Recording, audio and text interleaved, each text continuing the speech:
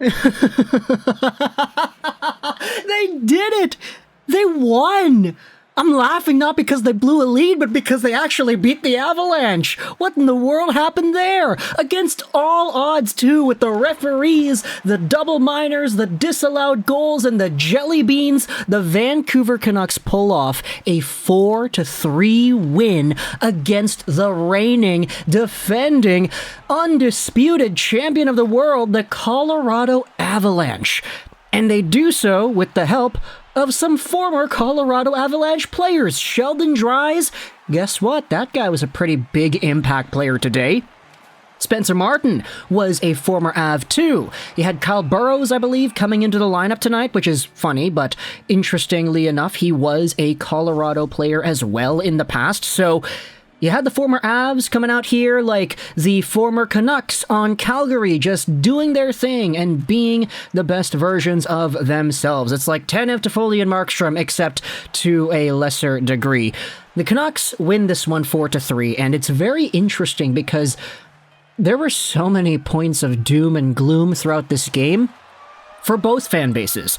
And I feel like if you take a look at the overall shots on goal, take a look at how many saves that each goalie was able to make right here. Martin made 33 saves on 36 shots for a .917 save percentage. Meanwhile, Pavel Francouz made 21 saves on 25 shots.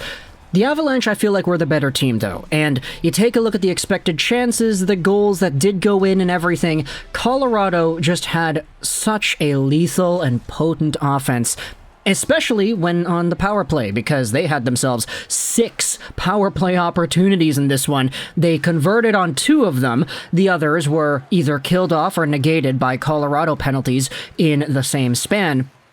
But the referees, they just could not put away their whistles in this one. Vancouver had 5 power plays, as listed on the website here, but I feel like a lot of the penalties called on both sides wouldn't really be called 10 out of 10 times if they were to occur on a different day of the week, you know? It felt a lot more like the referees were trying to control this game, more so than just letting the boys play it out. But at the same time, you know, the Canucks, this was a really big test for their penalty killing, which was okay. I mean, 2 for 6, you don't want to see that 2 go in there, but at the same time, you saw just the amount of times Vancouver had to thwart away McKinnon, Makar, Rantanen, and all of them on continued man advantage stretches. So, at the end of the day, the Canucks get themselves the win. Spencer Martin plays lights out, or as lights out as he could. He did let in 3 goals, but at the same time, the amount of saves and the quality of saves that he did make, this was a game that you needed your goaltender to help you win, and he helped a ton. I mean, I guess McKinnon missing the open net a few times also helps too, but, you know, you don't bite the hand that feeds you, don't you? Let's go over the goals here scored in this one. The first goal of the game comes, 21 seconds into the entire contest? It's Ilya Mikheyev, who receives just an absolutely beautiful centering pass from Elias Pettersson. The Canucks had this new play where Kuzmenko stops up on the blue line, dumps it around the boards for Petey in the corner, and then Petey goes right in front for a guy to get a net front opportunity, and Mikheyev was the guy there. He gets a goal 21 seconds in, 1-0 Vancouver, and this play actually almost worked a second time. There was an opportunity where Kuzmenko did the same thing around the boards to Petey in the corner. Petey went out to Hughes on the second attempt, and it did not go. Unfortunately, there was also a rebound chance on that same play. But the first one does work. It's Mikheyev, his 5th on the season. Of course, Pettersson has 14 assists now, which is great to see. And of course, our boy Andrei Kuzmenko, the Kuzmeister, getting his 8th assist on the year too. But then Colorado just kind of bites back, and they say, hey, you know, we're Colorado, and we're really good, so we're just going to go out there and send one of our top players to just score some goals on you. How does that sound, Vancouver? And Mikko Rantanen does exactly that. Sure, the Canucks killed off a power play earlier before all the goals started to go in, but it's Mikko Rantanen, the first goal of the game for Colorado. It's a Devon Toews drive towards the net, tipped right in front on the doorstep, and then Rantanen scores again. A big shot by Nathan McKinnon, the rebound is right there, and Rantanen on the side is able to bury it. This game did not lack chances, though, because there were some really weird just pucks behind Francouz, pucks squeaking through the crease of Martin as well off the end boards. This game was pretty intense in that first period, but it ends off 2-1. The Canucks then got their power plays started out in the second period where Johnson goes off for holding, but the Canucks don't score on the man advantage. Instead, they wait till after. It's Besser to Schenn, a long shot, and it's in. It's Connor Garland with the tip in front. It's a tie game, 2-2. But no, the goalie interference challenge goes on. It's called off. Pavel Francouz pushes Garland out of the way before Garland gets the tip, and they said that Garland kind of interfered with Francouz before the push, which is why it was deemed goalie interference. But guess what? Right after that play, the Canucks try it again. A long shot from the point, and it's tipped in by Bo Horvat this time. It's a 2-2 game. It's tied up.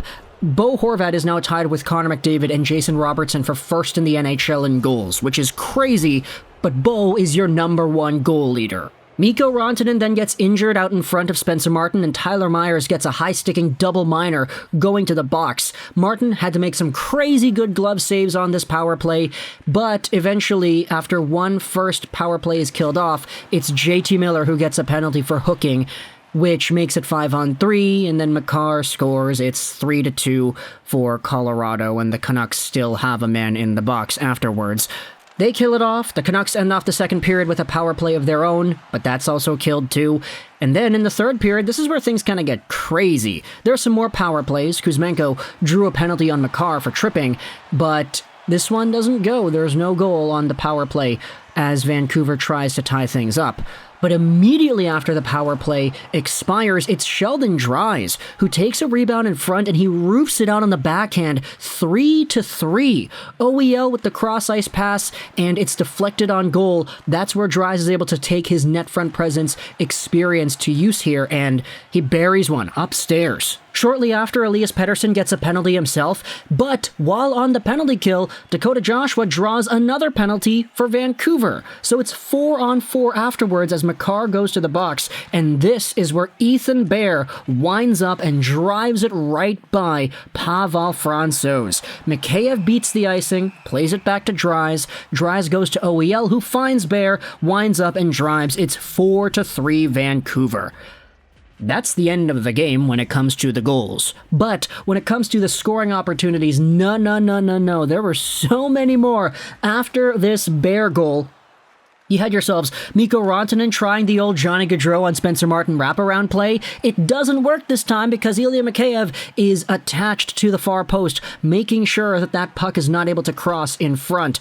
The Canucks then get themselves a power play while the Avalanche have the empty net with a minute something left, and they decide to go all hut champs and rag it on ya because they feel like that was the best way to do it.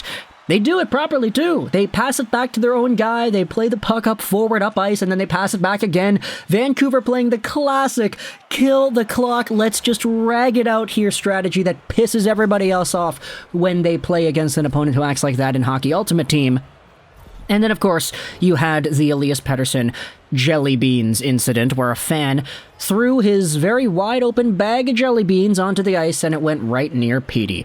We saw this earlier today as well when New Jersey had their 13-game win streak snapped at the hands of the Toronto Maple Leafs. The Maple Leafs won, but New Jersey had 3 disallowed goals, so you had fans throwing all their crap onto the ice, and I guess some of that flavoring made its way into this Canucks and Avalanche game, but it's kind of weird to me the fact that the Canucks were even able to pull this off. Like, they could have lost this game easily. If Spencer Martin is not Spencer Martin and he doesn't make those game-breaking saves with the glove on the power play, the 4-minute double minor, this game could have been a lot worse. But this is what we know the Canucks are kind of capable of. At the end of the day, they are a talented bunch. It's just their structure, their mental fortitude. It's not there at a consistent pace. So how the heck is a team able to go out there and capitalize on a game where they have 6 freaking shorthanded opportunities and win against Colorado of all teams? You saw how hungry they were on those power play chances. I want to say I'm kind of speechless with this result, but I can't say that. I just spent 9 minutes talking about this game. But either way, talk to me in the comments all of your thoughts and opinions about the Vancouver Canucks beating the Avalanche, coming back from being down 2-1 and 3-2 to ultimately taking things 4-3 in regulation as well. Thoughts in the comments section below. I hope you enjoyed this video. 99. And Bye.